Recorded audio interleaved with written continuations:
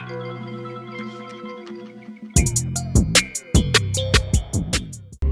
going on, YouTube? It's your boy Big Crumb, man, and I'm back with another one.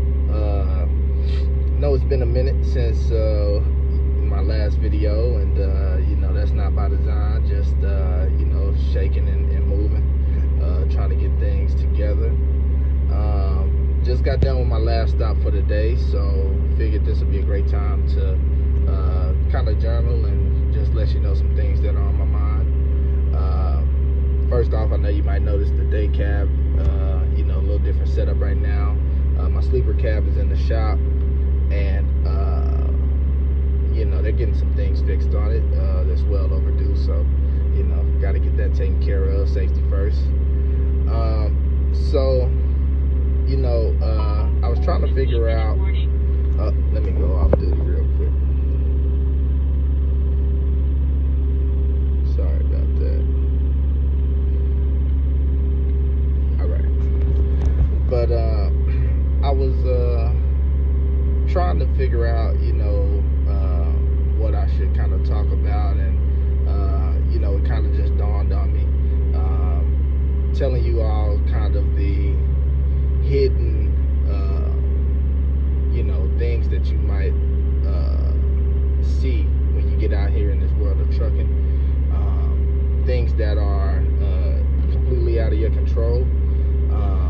But you have to find a way to deal with it and get through it, and that's just like anything in life. You always got to find a way to persevere, because it's like that song, "Can you stand the rain?" Storms will come, this we know, but can you stand the rain? And so basically, so I wanted to talk about some things that I encountered, and this, these things aren't really necessarily recent, but they have happened, and I documented it a little bit, so just so you could kind of see how I handled it and went about it. So first thing, I'm driving through Arkansas. I'm on Highway 8 up there in Mena, and our trucks are equipped with GPS systems that have a platform on there called Platform Science that's specifically designed for 18-wheelers, because as you all may know, traveling in some of those small country towns, or maybe you don't know, but not all roads are meant for 18-wheelers. Not all roads they can travel down, and that's for many reasons. Sometimes lanes are too narrow, and the side mirrors may hit. Sometimes there are obstructions above, which could be hit by the roof or the roof of the trailer.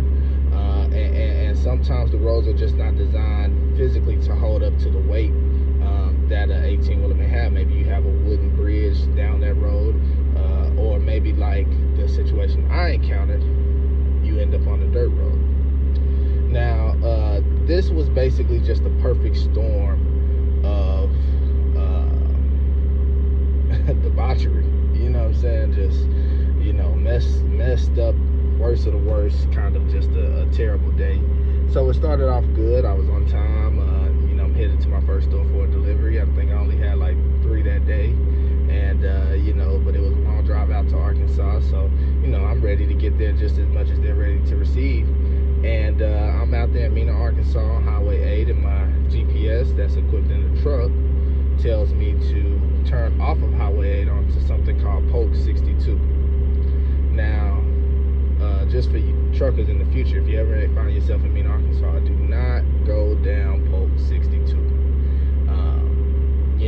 The Highway 8 actually runs in like a horseshoe, shape. So Polk 62 is simply just a cut across. Like, yeah, maybe you might save 3 minutes, but probably not. And the reason why is because Polk 62 ends up being a dirt road. Not only that, it's a dirt road with a lot of winding, twists, turns, hills, uphill, downhill, and what have you. So me not being familiar with the area and thinking that the GPS kind of knows best, I followed the GPS. And that was pretty much the only mistake I made that day. So I get down the road. I'm already feeling like, maybe I'm not supposed to be here. Man, I'm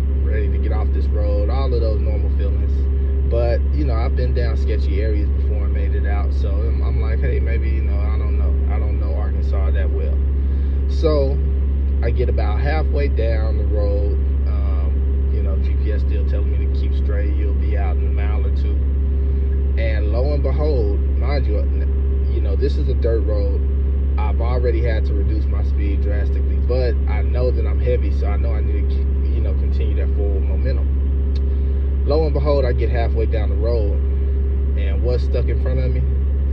Another 18-wheeler. The guy ended up being a real nice gentleman by the name of John, and he, older gentleman, and I pulled up behind him, seeing that he was stuck.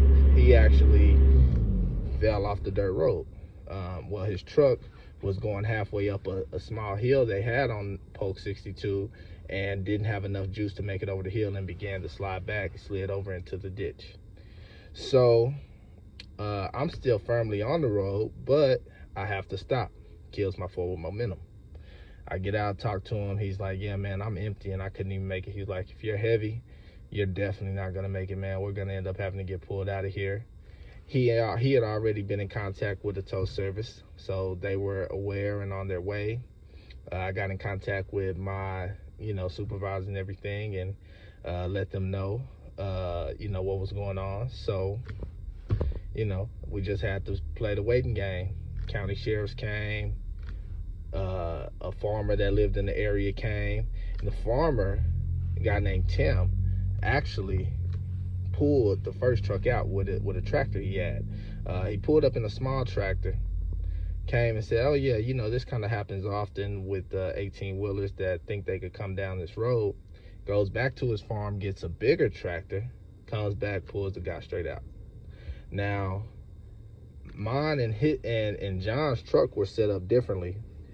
John's truck had hooks in the front that were able to be chained by the tractor. Mine didn't. So after we tried to mull around and find, something that we could hook onto this securely, we came to the realization the tractor wouldn't be able to pull me out. But that was fine. They already had the tow on the way, and the sheriff was there. And outside of me being in the middle of the woods, it with no signal, hardly any signal, just enough signal to call the county sheriff and my job. It was still daylight out. It wasn't that bad of an experience. I was out there for probably, I would say, at least a good 7 or 8 hours, waiting on the tow. The original tow truck actually wasn't even able to pull me due to several factors. Like I said, it was just the perfect storm of debauchery. So I was heavy. That's first off, fully loaded. I haven't even went to one stop. It had been raining the day before, so dirt turns to mud. Dirt road, muddy, And also that same road had just been regraded by the city or the county only like a week prior. So when they do that, they basically, dig up all the old dirt and everything like that just to kind of, I guess, get a sturdier pavement, or I don't know exactly what all goes into regrading, but Tim, who's a local, he had told us that. So all of those factors played in the fact that now that I stopped my forward momentum, I'm now stuck, and I had to get pulled out. But the tow truck was also too heavy to come and pull me out, so we end up having to, well, I didn't do anything, but the sheriff that was there called the county judge, got him to sign off on a bulldozer to come pull me out, and that's how I got out, following the bulldozer all the way out that last mile. Now, I'm finna show y'all kind of how it looked. I didn't really take a whole lot of video of the process, but just so you could kind of know what I was dealing with.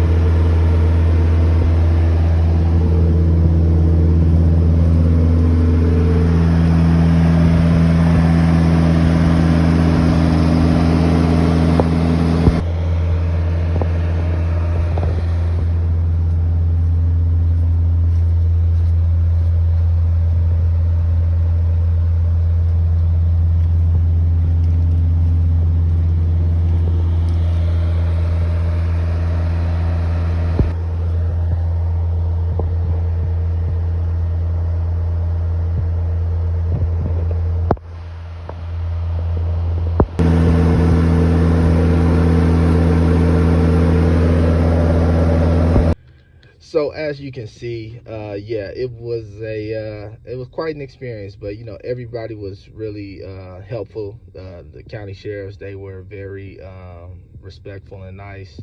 The tow guys, he even gave me some advice. He said, "Man, hey, I know what your GPS says," and he had a funny acronym for GPS, but I don't want to say it on here. But basically, he just called it a glorified piece of fill in the blank. And he told me, whenever you're driving, man, if it tells you go down a dirt road, 9 times out of 10, don't do it. Let it reroute, because at the end of the day, when it comes to small towns like that, you never necessarily know where these dirt roads lead to or where they may go through, so that's a big thing. But so that was one situation I wanted to tell you all about. Just basically don't rely so heavy on the navigation. Actually, back in the day, truckers, they actually used to be really good navigators, and I know now with the advancement of technology, you want to take advantage of it, because it can save you time. In some instances, it can save you money, and headache and everything. But also, try to at least move your finger down the pre-planned route that it gives you. Make sure everything is making sense. At least that's what I do now from now on. And if you do see something that looks kind of out of whack, maybe then it would be nice to have a atlas on hand. I went and purchased the atlas just to have, but I haven't run into a similar issue since. So fingers crossed on that. But yeah, just a little piece of advice.